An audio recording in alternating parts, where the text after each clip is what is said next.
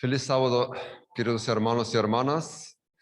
Damos gracias a nuestro Dios, nuestro Padre, que estamos de nuevo en este día santo, reunidos aquí en este templo del Señor, para adorarle, para glorificar su santo nombre en este santo día y darle gracias por todo lo que Él está haciendo por cada uno de nosotros, lo que está haciendo ahora y lo que va a hacer pronto. La salvación se acerca cada vez más y más para cada uno de nosotros. Tenemos que estar alegres y contentos porque todo lo que está pasando nos indica que pronto vendrá el nuestro Señor para buscarnos y llevarnos en la vida eterna, librarnos de todo lo que está pasando en este mundo. Gracias por estar aquí, gracias a nuestros hermanos y hermanas que nos están siguiendo vía internet. Bienvenidos y que el Señor nos bendiga y bendice en este día con las bendiciones que Él tiene preparadas para cada uno de nosotros, especiales para este día. Os pido que nos ponemos de pie para orar, para agradecer a nuestro Dios por todo lo que ha hecho y hace y va a hacer. Gracias te damos, Padre nuestro que estás en el cielo, por tu Hijo amado, por la redención que tenemos, por esta única esperanza en este mundo. Gracias porque tus promesas son vigentes y para nosotros, tal como estaban, y para el pueblo judío. Ahora nosotros somos los que ocupamos el lugar de ellos. Te pido que estés con cada uno de nosotros. Estate con nosotros y como iglesia y como pueblo en este mundo. Ayúdanos a recibir el Espíritu Santo para hacer luz en este mundo, para proclamar el mensaje eterno dado en nuestras manos, para escuchar todos los que moran en este mundo, para que podamos proclamar este último mensaje y cumplir lo que tú has prometido, que cuando cada persona en este mundo escucha este mensaje, tú vendrás a buscarnos. Ayúdanos a dar este último mensaje para que vengas pronto y nos llevas en la eternidad. Gracias te damos por este día, por los hermanos y hermanas que tenemos en este mundo. Llénanos de este amor eterno para que nos podamos amar unos a otros, pero amarte a ti sobre todas las cosas en este mundo. Consagrarnos y prepararnos por tu pronto venida. Ayúdanos a prepararnos para todo lo que viene, para esta crisis que se está profundizando cada vez más y más. En tus manos nos dejamos y tú creemos que nos vas a preparar para todo lo que tenemos que afrontar. Ayúdanos y bendícenos en el nombre precioso de nuestro Señor Jesucristo. Amén.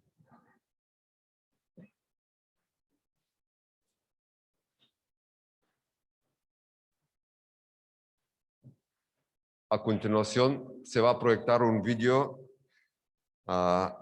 del Departamento de Salud y Deporte. Protección solar.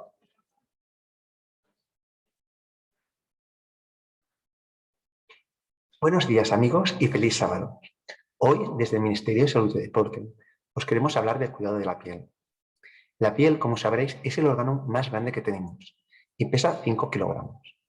La piel está formada por 4 moléculas: el colágeno, la elastina, el ácido hialurónico y los proteoglicanos. Por eso muchas veces cuando os compráis algún producto para el envejecimiento, lleva alguno de estos 4 moléculas. La piel tiene 4 funciones muy importantes. La primera es la protectora. Es una barrera contra las agresiones, tanto químicas como tóxicas, como un filtro ante las radiaciones ultravioletas. Por otro lado, actúa como termorregulador. Luego también hace de balance hidroelectrolítico, que es un equilibrio entre fluidos corporales, además de toda la parte sensorial y emocional. El envejecimiento puede venir de varias causas, La primera puede ser una intrínseca, que es debido al ADN, y luego una extrínseca. La extrínseca, que puede ser el sol, la polución, etcétera, principalmente viene de 3 vías. De los rayos UVB, que esto afecta a la primera capa de la piel y es cuando tenemos quemaduras. Los rayos UVA, que afectan a una capa más interna de la piel. Esto produce envejecimiento, aparte de manchas y poder producir cánceres y pequeños tumores. Y luego de la luz azul, de los móviles o ordenadores, que esto también afecta a nuestra piel y la envejece. Para daros varios consejos para el cuidado de la piel, tenemos varias alternativas. Primero de todo, es muy importante la hidratación. Es importante que bebáis 1,5 litros de agua al día. El segundo es toda la alimentación. Tomar frutas, verduras y una dieta equilibrada es clave. Por supuesto, el hecho de no fumar. Fumar lleva a insertar en el cuerpo un gran número de toxinas que afectan a nuestra piel. Luego está el deporte. El deporte va muy bien porque permite abrir nuestros poros y expulsar un gran número de toxinas. Y luego está toda la parte química. Pensar que utilizamos desodorantes, jabones, detergentes, etcétera, que llevan gran cantidad de químicos que pueden afectar a nuestra piel. Por eso, hoy en día es muy importante utilizar productos naturales. Por último, está el consejo de tener y cuidarnos la piel con un fotoprotector, tanto en invierno como en verano.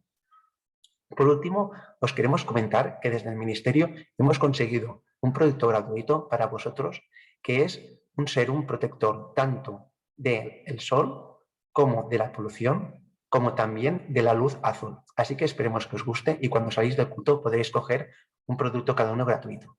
Así que nos esperamos hasta la próxima píldora de salud y deporte. Adiós.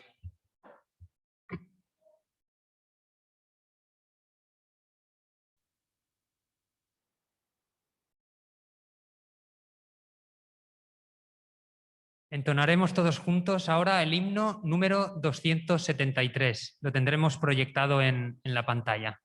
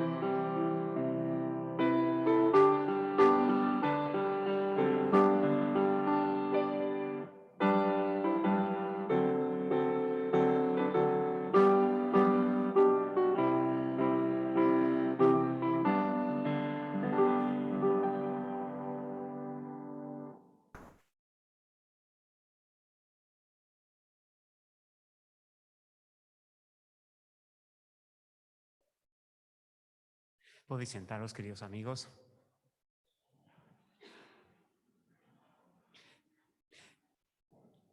Dado que ya hemos orado ahora con anterioridad, quiero aprovechar estos momentos para daros la más cordial bienvenida a estos momentos de comunión, estos momentos de estar unidos, de estar juntos, de poder adorar, de poder ensalzar a ese Dios que nos une y que nos da la vida.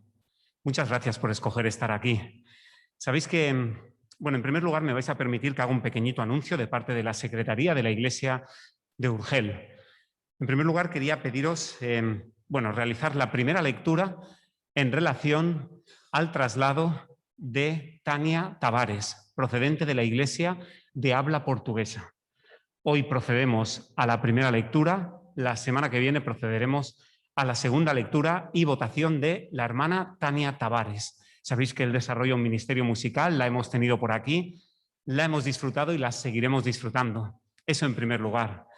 Por otro lado, quería recordaros que el sábado que viene a las 5 de la tarde tenemos un programa muy especial. El Departamento de Escuela Sabática ha preparado una dinámica relacionada con un concurso bíblico que va a ser apasionante.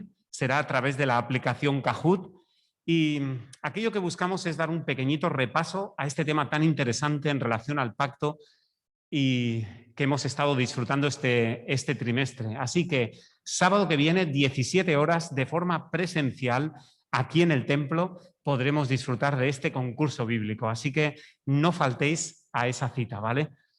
Y en tercer lugar, quería informaros que hoy es un día especial porque los jóvenes, el departamento de jóvenes, pues hemos tenido el regalazo de poder tener con nosotros al pastor Narcís Dragomir. El pastor Narcís Dragomir actualmente ya es licenciado en teología y él actualmente está sirviendo como pastor juvenil en el campus adventista de Sagunto. Entonces los jóvenes le han invitado a que pueda regalarnos ayer viernes y hoy sábado con nosotros. Esta mañana han tenido una programación especial. Ahora vamos a tener el regalazo de poderte escuchar, Narcís, será un honor. Y después al mediodía, recordad que la tribu, los jóvenes y familia, nos vamos a encontrar en un parque en la zona de Rubí para comer juntos y disfrutar de una actividad pensada para los niños y también para los jóvenes de pues estar juntos, disfrutar de una temática relacionada con la búsqueda del Cordero. Así que estoy seguro que lo vamos a disfrutar. Si queréis cualquier información complementaria, no dudéis en hacérnoslo llegar a los ancianos o a un servidor y de esta manera pues que os podáis unir a esta actividad. El pastor Narcís Dragomir lo conocéis de una forma especial porque este trimestre nos está regalando los capítulos de Escuela Sabática Viva junto con Dante y junto con Ceci, ya hemos llegado, se me ha ido el nombre, junto con Cecilia de Puerto de Sagunto. Así que es un regalazo poderle escuchar y hoy lo vamos a disfrutar. Antes de dar paso ya a Narcís para que comparta la palabra de Dios, queríamos tener un pequeño detalle y una pequeña actividad para los jóvenes. Así que Pablo y yo, en nombre de Noemí, que está apoyando la actividad, vamos a tener una pequeña dinámica relacionada con la historia infantil. Así que os pedimos a los niños que podáis venir aquí delante. Pablo me va a ayudar y queremos dejaros unos pequeños deberes, ¿vale?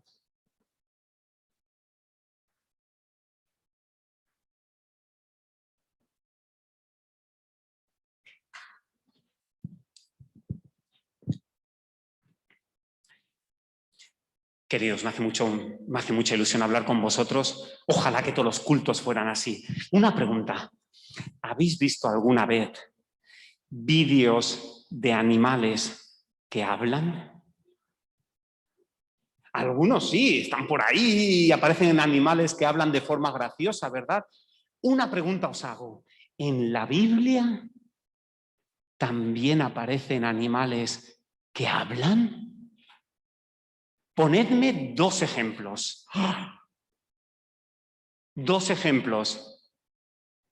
El primero era la serpiente que habló en Génesis 3. ¿Y el segundo? ¿El asno de quién? De Balaam. ¿Os acordáis de aquella historia? No vamos a recordar todos los detalles porque hoy tenemos un día muy emocionante, pero ¿os acordáis una cosa? A veces los animales nos dan más lecciones que los propios humanos. No sé quién era más asno. Ahí lo dejo, ¿vale? Pero esta no la contestamos, ¿eh? Y Pablo nos va a leer una aplicación para que entendáis la propuesta de actividad relacionado justamente con la historia de Balaam. Adelante, Pablo. Jesús, ayúdame a pensar y orar antes de actuar y a no dejarme llevar por las prisas, el enfado o la tristeza. Gracias porque sé que siempre me ayudarás. Qué gracia, ¿verdad? Balaam ahí, todo. ¿Pero por qué haces? ¿Pero qué haces? Porque no veía nada y no se daba cuenta de quién estaba allí y quién es el que tiene la última palabra, ¿vale? Mirad, os dejamos esto para cada uno de vosotros, ¿vale? Veréis que dentro tenéis, por un lado, la historia del ángel y Balaam que tenéis que unir.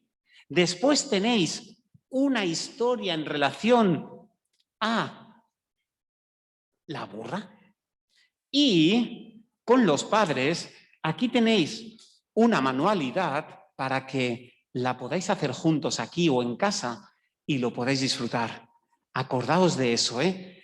A veces Dios usa maneras muy particulares de ayudarnos a entender que Él lo es todo, ¿vale? Pero no os olvides nunca lo que nos ha leído Pablo, ¿eh? Señor, ayúdanos a pensar y orar antes de actuar y no dejarme llevar ni por las prisas, ni por egoísmos, ni por historias raras, ¿vale? ¿Estamos? Muy bien, pues chicos, Pablo, ¿me vas a ayudar? Reparte uno a cada uno y volvemos al sitio y a disfrutar de la predicación de hoy, ¿de acuerdo? Muchas gracias.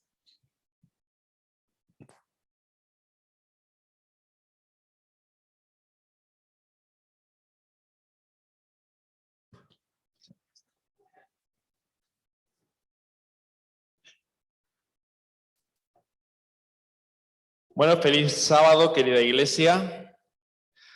La verdad es que me hace mucha ilusión estar aquí porque he oído hablar muchísimas veces de Urgell. En el CAS tenemos mucha gente que viene de aquí, pero no había estado nunca, la verdad, en Urgell. Y no había podido compartir con vosotros un sábado completo. Estuve anoche con los jóvenes, he estado antes y ahora estoy con toda la congregación, no con toda la iglesia. Estoy muy contento. Voy a empezar, me vais a permitir, tengo un pequeño reto para los niños, los más pequeños, ¿vale? Todos los niños, absolutamente todos los que estabais aquí y los que he visto algunos que no se han acercado aquí, me gustaría que contarais todas las veces que durante la predicación diga David, ¿vale? Ya va una. Cada vez que diga David, tenéis que contar y al final me vais a decir cuántas veces he dicho David. Y luego lo tengo que hablar con el pastor, pero el sábado que viene seguramente tendremos un regalo para todos aquellos que cuenten cuántas veces he dicho David a lo largo de esta predicación, ¿vale? ¿Cuántas veces he dicho ya David? Vale. ¿3? ¿5? 5, muy bien. Vamos a empezar en 5, ¿vale? He dicho ya 5 veces David, 6.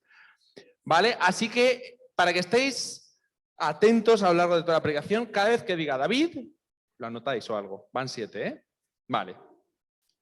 Quiero presentarme, soy Narcís Cristian Dragomir, como bien ha dicho el pastor antes, soy el responsable juvenil del CAS, de la institución, y yo nací en Rumanía hace ya muchos años, nací en Rumanía y con 4 añitos vine a vivir a la que es, y sin lugar a discusión, la mejor ciudad de España, Castellón, luego está Barcelona, lo tengo que decir, pero Castellón ahí está. Y desde muy pequeñito he estado ahí, siempre he vivido ahí prácticamente, de hecho sigo viviendo ahí en este momento. En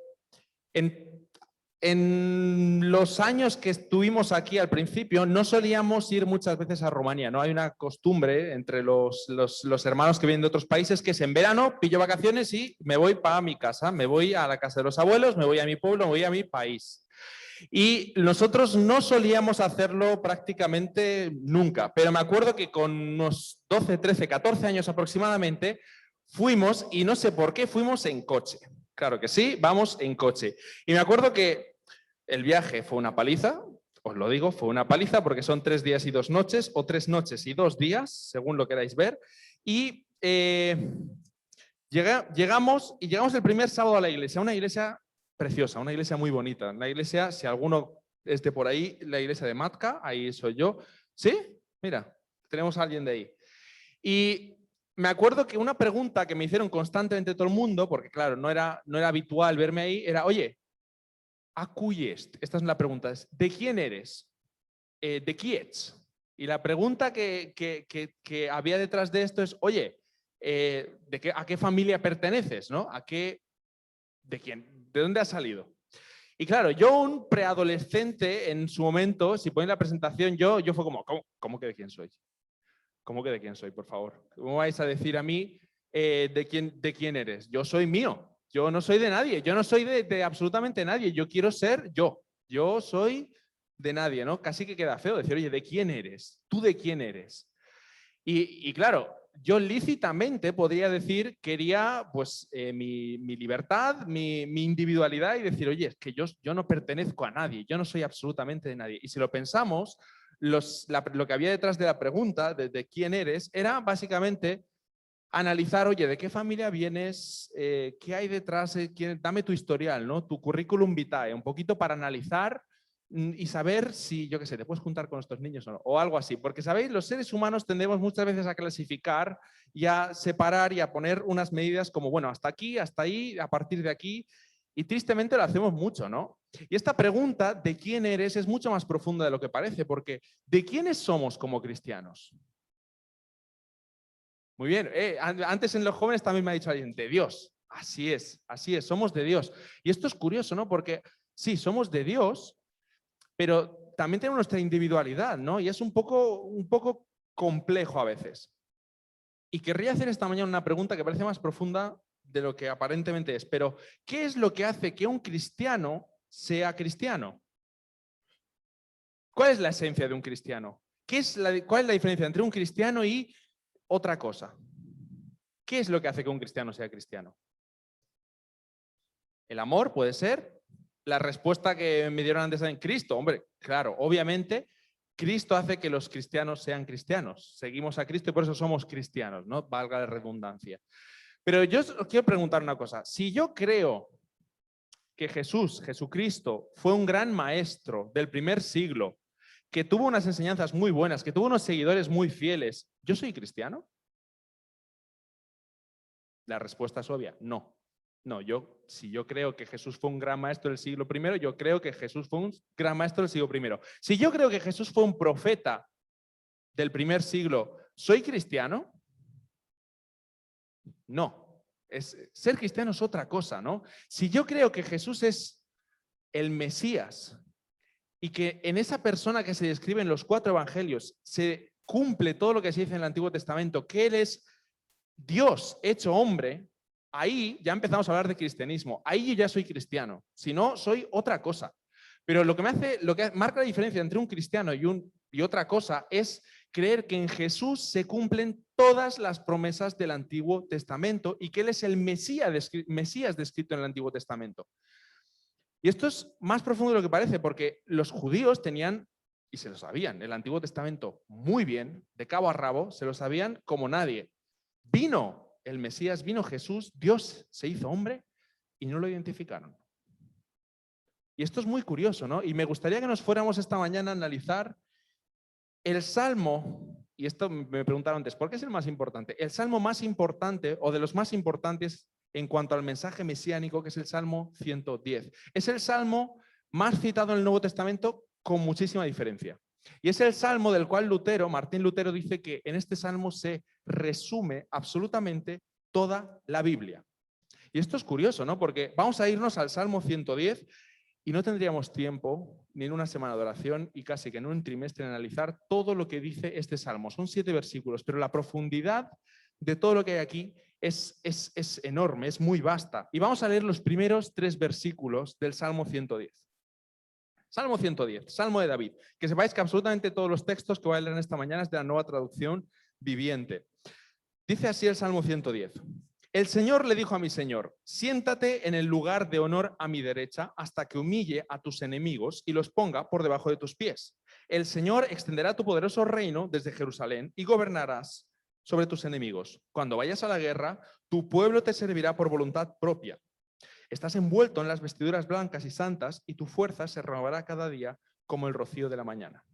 Ya no le podríais decir, oye, ¿de verdad este es el salmo mesiánico más importante o de los más importantes y es el salmo más citado? ¿De verdad? Bueno, tienes una buena intención, pero quizá hoy has dado en el palo, ¿no? Hoy no has conseguido atinar muy bien.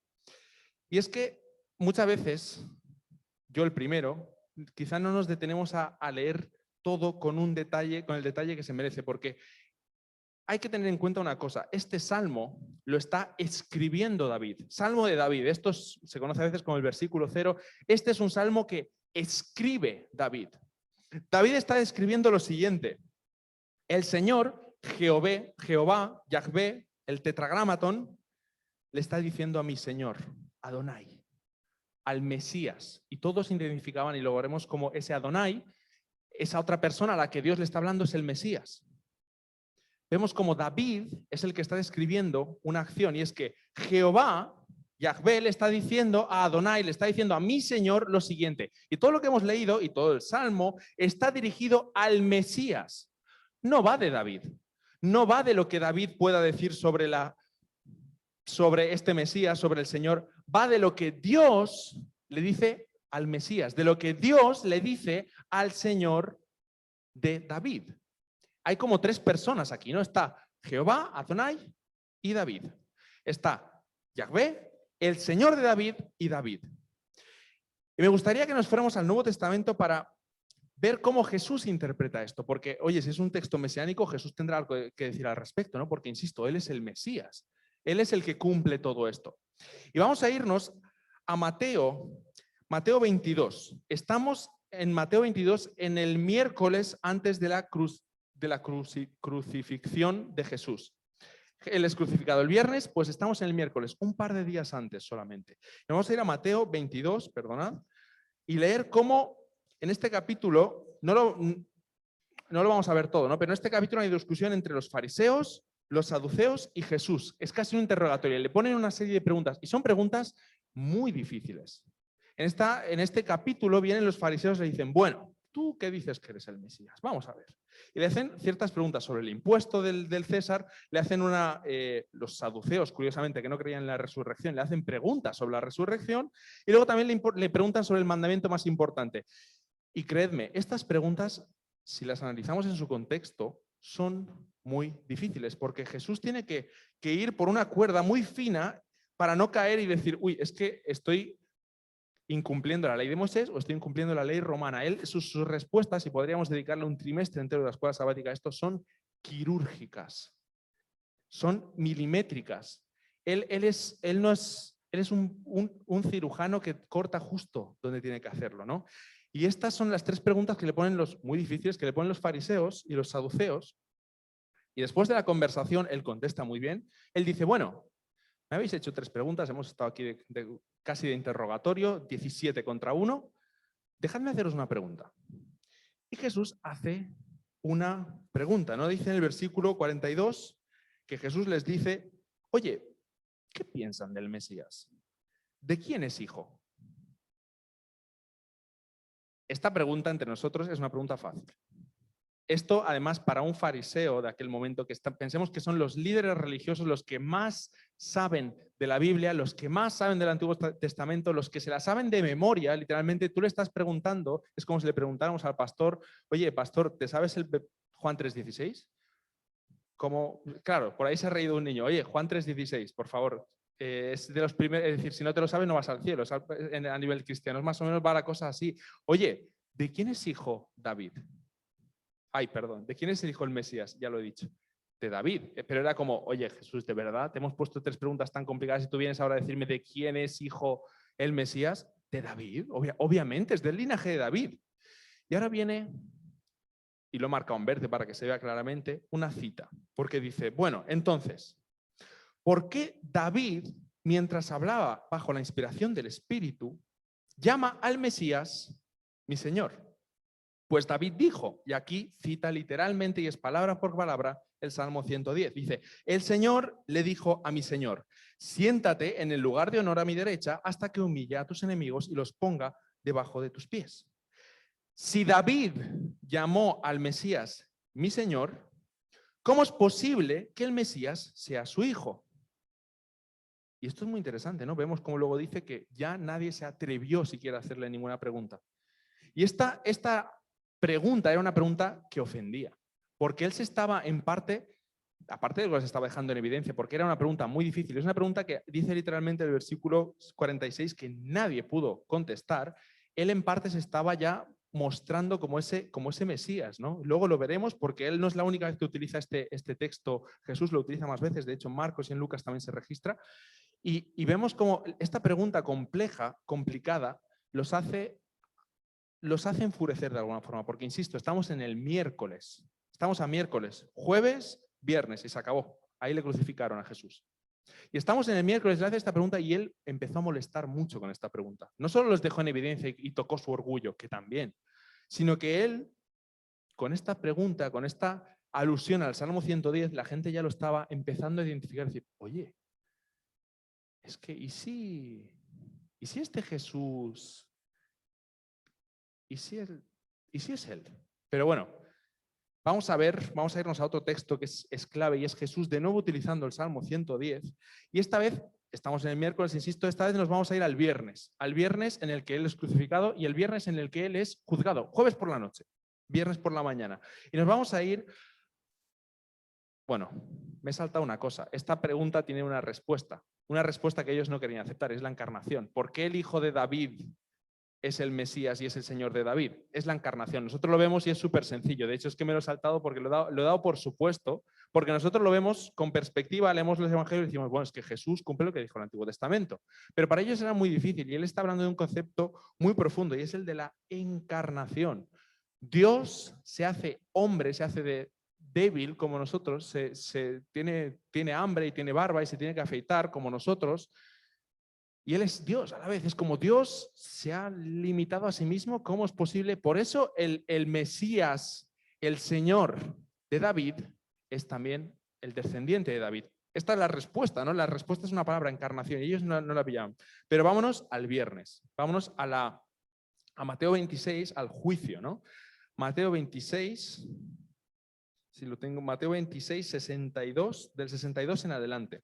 Mateo 26, del 62 en adelante dice así: estaba el sumo sacerdote, él estaba delante del Sanedrín, delante de la gente más sabia de todo Jerusalén. Además era la Pascua, habían venido todos, era la reunión ahí, eran los reyes de la sabiduría, por así decirlo, era un congreso de Cambridge y de Oxford todos juntos. Y estaban interrogando a Jesús de alguna forma, ¿no? Y traen falsos testimonios. Y en el versículo 62 vemos como el sumo sacerdote, después de las acusaciones que le hacen a Jesús, dice, oye, el sumo sacerdote se puso en pie y le dijo, oye, ¿no vas a responder ante estos cargos? ¿Qué tienes que decir en tu favor? Pero Jesús guardó silencio. Curiosamente, él no dice absolutamente nada. Entonces el sumo sacerdote dijo, te exijo en el nombre del Dios viviente. Él era el Dios viviente, esto es curioso. Te exijo en tu nombre, básicamente. Te exijo en el nombre del Dios viviente que nos digas si eres el Mesías, el Hijo de Dios. Y él podría haber dicho, no, o sí, bueno, habéis pillado. Podría haber dado una respuesta sencilla. Sí, no, tajante, un poco más, déjame, por favor, o guardar silencio. Pero él da una respuesta muy interesante, que es un salmo, curiosamente. Y es el salmo que estamos viendo. Él dice, te exijo en el nombre del Dios viviente que me digas si eres el Hijo del Mesías. Y él responde, tú lo has dicho, en el futuro verás al Hijo del Hombre sentado en el lugar de poder a la derecha de Dios. Y no solamente cita el Salmo 110, y os garantizo que ahí en esa sala, cuando él mencionó esta frase, absolutamente todos los que estaban ahí, todos entendieron la referencia y todos vieron cómo él se ponía en la situación de ser ese Adonai, ese Señor al que Dios se está dirigiendo y sobre el cual David, no sé si los niños seguís contando, David está escribiendo, está hablando. Y no solo eso, le suma también el versículo 7, el versículo 13 del capítulo 7 de Daniel, porque le dice que el Hijo del Hombre, verás al Hijo del Hombre viniendo en las nubes de los cielos. Él coge dos de los textos mesiánicos más importantes que ellos tenían y los suma y decir, tú lo has dicho, en mí se cumplen los dos. Nosotros muchas veces leemos esto y lo pasamos por encima, obviamente, pero os garantizo que ahí todos entendieron y todos se quedaron de piedra, todos menos uno, el sumo sacerdote, como vemos que, ¿por qué sabemos que lo entendemos? Vemos su reacción. ¿Qué es lo que dice? ¿Cuál es la siguiente palabra que dice el sacerdote, el sumo sacerdote? ¡Blasfemia! ¿Os dais cuenta? ¿Os dais cuenta de lo que acaba de decir? ¿Os dais cuenta de lo que acaba de decir esta persona? Él se supone que es el Mesías, se rasga las vestiduras, ¿no? Alguna vez lo haré, alguna vez me romperé la camisa en una predicación, no es el día. Pero él literalmente se rompe la ropa y ha dicho, ¿habéis visto lo que ha dicho? ¿Hace falta algo más para condenarlo? ¿Cuál es el veredicto? Si se ha condenado a sí mismo. Él es culpable. Y os digo una cosa, él, Jesús, era culpable de ser el Mesías, era culpable de ser la persona en la cual se cumplían todas las promesas del Antiguo Testamento. Era culpable, totalmente culpable. Y vemos cómo, esto es clave, ¿no? Porque luego empiezan a bofetearle y le preguntan, bueno, tú Mesías, profetízanos, ¿quién te ha golpeado? Y es casi una burla, ¿no? Y por eso vemos cómo todos habían entendido la referencia. Y todos están diciendo, ¿en serio? ¿Nos está diciendo que tú eres el Mesías? ¿En serio nos estás diciendo que tú eres el Señor de David? Esto es muy interesante, ¿no? Vámonos a otro texto, porque esto no solamente Jesús, que él hace alusión a sí mismo viendo este texto en el Antiguo Testamento, insisto, este salmo, el Salmo 110, es el texto más citado del Nuevo Testamento. En Hechos 2, si nos vamos a Hechos 2, vemos cómo de nuevo aquí se utiliza, ¿no? Y esto que hemos leído está también en Marcos y en Lucas. Juan es el único que no lo registra. Y nos vamos a Hechos 2, y esto es interesante. En Hechos 1 vemos cómo están los discípulos aún con Jesús y le preguntan los discípulos y los apóstoles, Dios, Jesús, ¿es ahora Mesías? ¿Es ahora cuando vas a restaurar el reino? ¿Es ahora cuando vas a hacer ministros? Yo quiero ser ministro de Interior, yo quiero ser ministro de... Y ellos, entre nosotros, no se habían enterado de qué iba la película. Y dice, bueno, me tengo que ir, por vuestro bien me tengo que ir. Él se va, ellos están un tiempo en el aposento alto, ellos reciben el Espíritu Santo y después de recibir el Espíritu Santo, cuando Pedro empieza a predicar, estamos en Hechos 2, del 32 en adelante, en su predicación en la que se convierte en 3.000, en el punto más alto de la predicación, en el punto más importante, en el momento clímax, por así decirlo, de la predicación, vemos qué es lo que dice Pedro. Dice, Dios, refiriéndose a Jesús, Dios lo levantó de los muertos y de entre estos somos nosotros testigos. Y de estos somos nosotros testigos. Ahora, Él ha sido exaltado al lugar más alto de honor en el cielo a la derecha de Dios. Esto ya es una referencia directa al Salmo 110.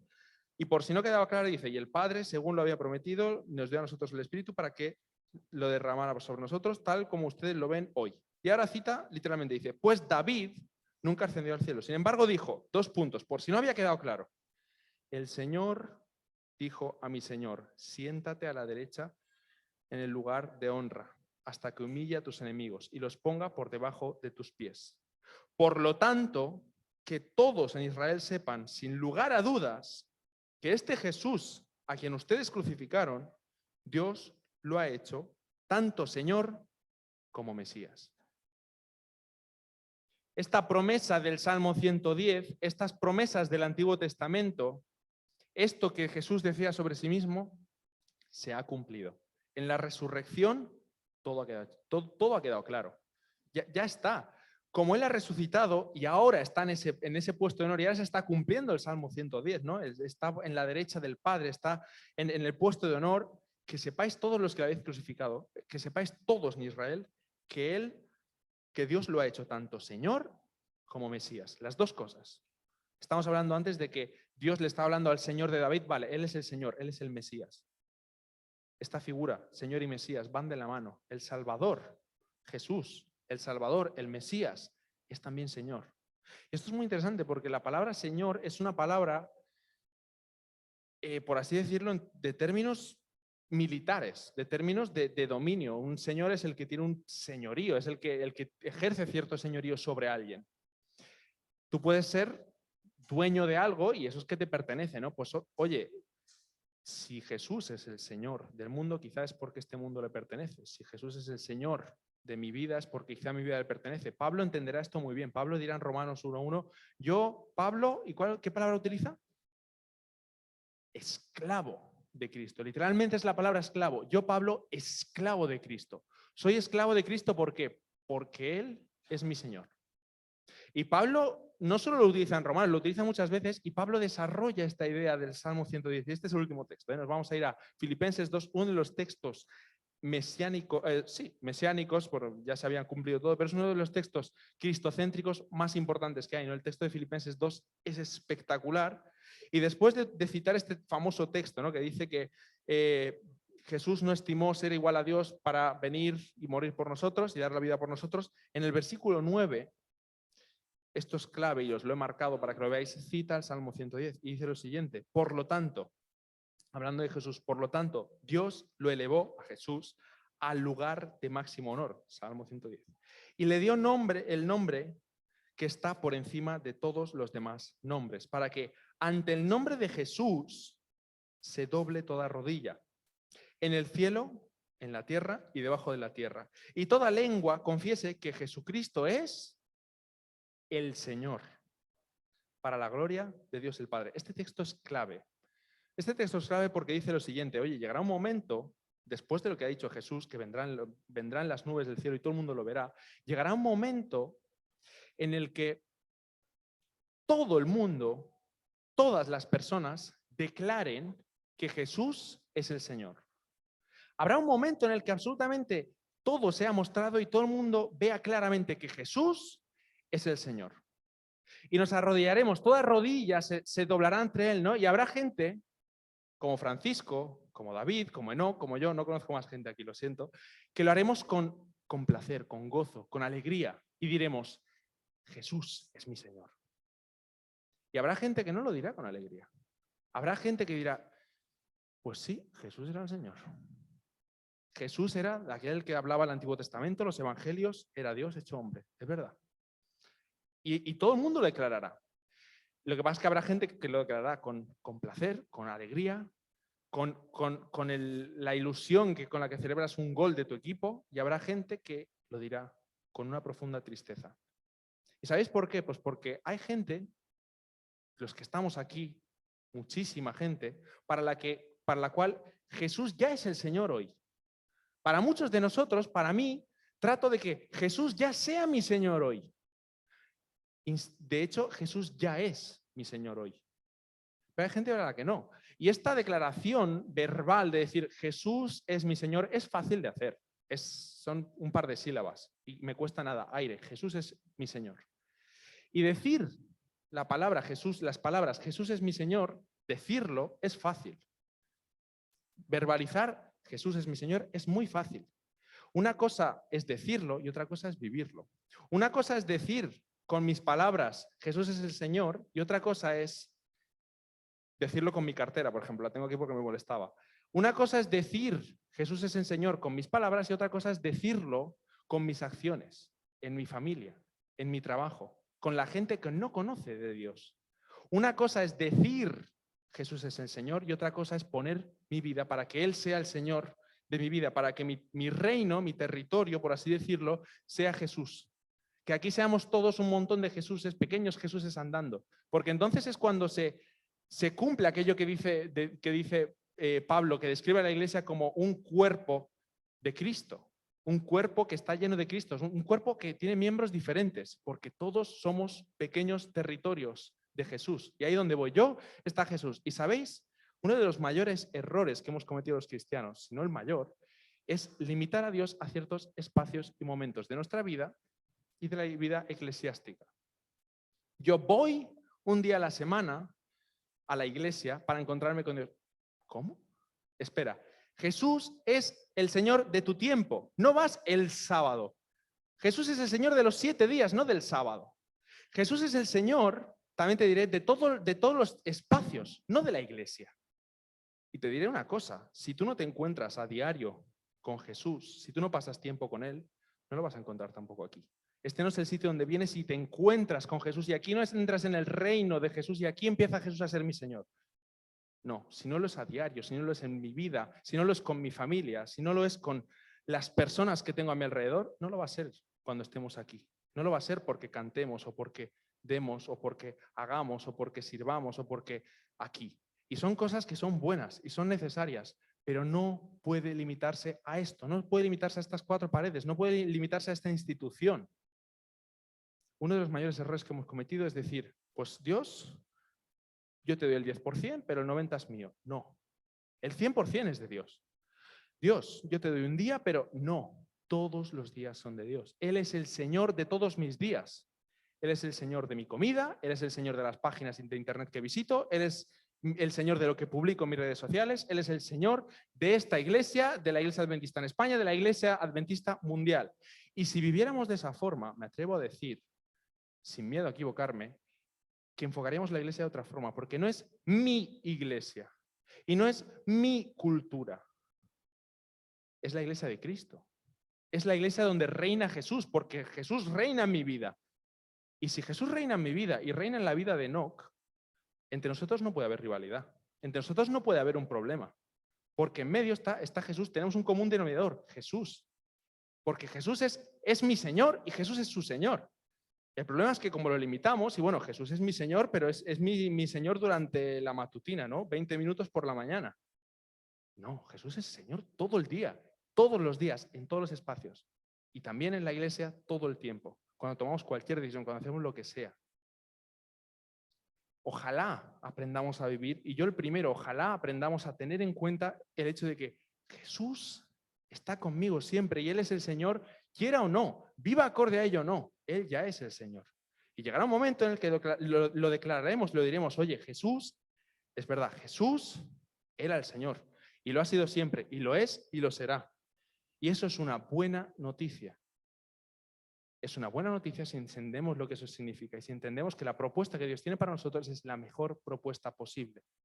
Y esto es espectacular, porque entender este texto, el Salmo 110, hoy en el siglo XXI, tal y como lo entendía Jesús, es muy profundo, porque Jesús, no sé si nos damos cuenta, pero estamos viendo cómo Jesús se veía a sí mismo en el Antiguo Testamento. Esto es muy profundo, porque a veces leemos la Biblia y decimos, es que esto le iría muy bien, lo siento, Enoc, es que esto le iría muy bien a Enoc. No, esto no le va muy bien a Enoc, esto me va bien a mí.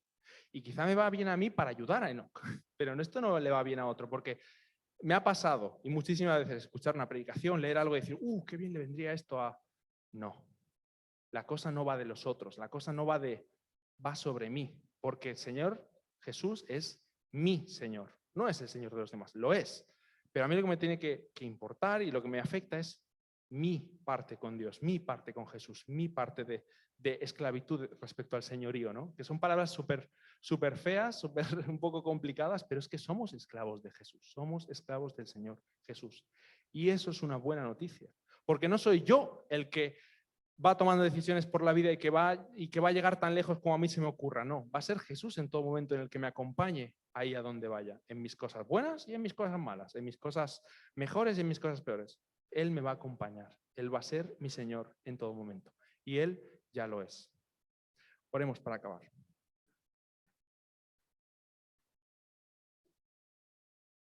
Querido Padre,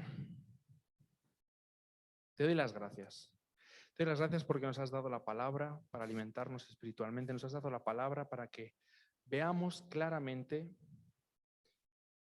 cómo eres tú y cómo debe ser nuestra relación contigo.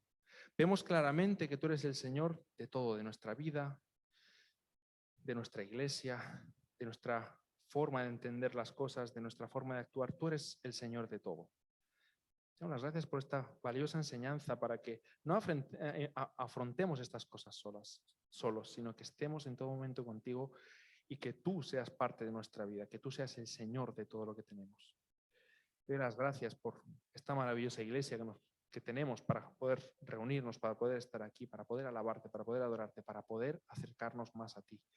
Te doy las gracias por cada persona que está aquí, te doy gracias por cada persona que lo puede estar viendo en cualquier sitio y te doy las gracias por el gran regalo que tú nos has hecho, que es la vida eterna, el evangelio, el tú morir por nosotros y tú estar dispuesto a ser nuestro Señor y que nosotros seamos esclavos, porque no hay otra palabra, esclavos tuyos, Señor.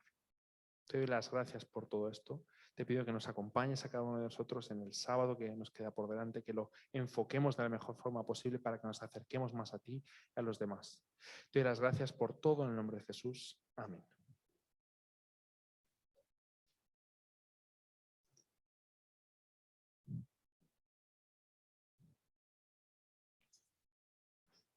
No sé cómo.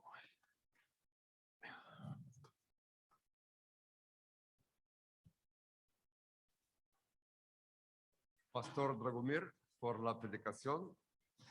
Que el Señor nos ayude a ser siervos fieles y prepararnos a ser fieles hasta la muerte. A continuación, invitamos a los diáconos que pasen a recoger la ofrenda. Que Dios nos ayude a dar del corazón. Porque eso es lo que acepta él.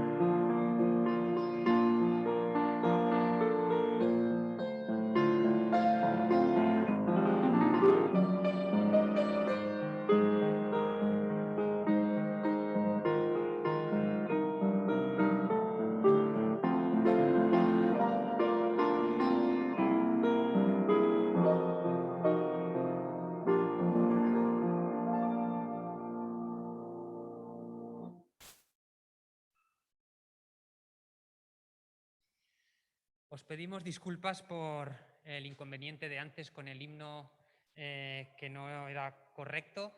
Ha sido un error nuestro al pasar la información a megafonía. Esperemos que ahora sí que demos en el clavo para finalizar el servicio con el himno 578. Estará proyectado en la pantalla.